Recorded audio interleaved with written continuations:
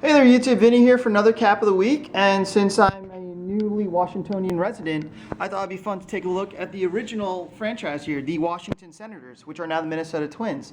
Now from 1901, when the American League was founded, up to 1960, Washington had a baseball team in the American League, and their motto was Washington, first in war, first in peace, and last in the American League. It wasn't like that always, but towards the end of their tenure, they were having some pretty bad finishes, and with the team owning minor league rights in Minneapolis, the Griffith family, they moved out there following 1960, and they became the Twins. But anyway, let's look at this current incarnation of the Senators. Now, this was their very simple logo, which was a block W. Once again, it's a simple logo, but I like the way it works. You can even see the Cincinnati Reds cap like that as well. But anyway, what really made Washington their franchise player was Walter Big Train Johnson, who started, I think, in 1907 with the team, and he went up to 1927. So let's take a look at this cap. Now, this cap is actually from 1926, so this team was still coming off a great time in their franchise history. They had won the World Series in 1924 and repeated as American League champs in 1925. But the Senators were one of the best hitting clubs of that era, led by Hall of Famers Goose Goslin, Sam Rice, and Tris Speaker. Senators pitching staff featured Hall of Famer Big Train Johnson, who retired in 1927 with 3,506 strikeouts, 416 wins, and, my God, a 2.17 ERA.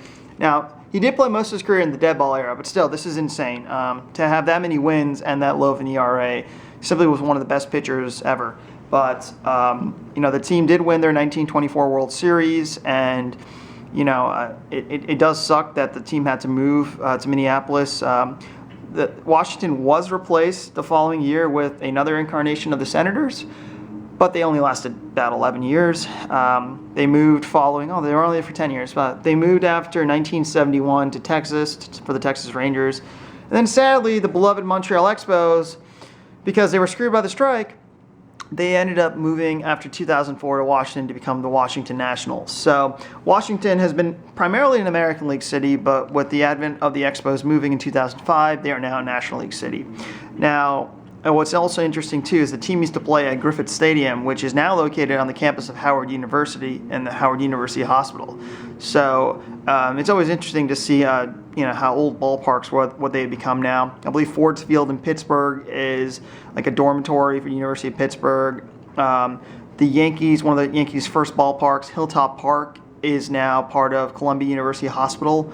So you've had some really interesting ones. And also, speaking of Minnesota, the Mall of America now stands where the old Metropolitan Stadium was. So it's really cool to see how the old stadiums of yesteryear, like where are they now? If it's somebody's like house or something like that. But Washington, the Washington Senators had a very good season during those times, and then you just had.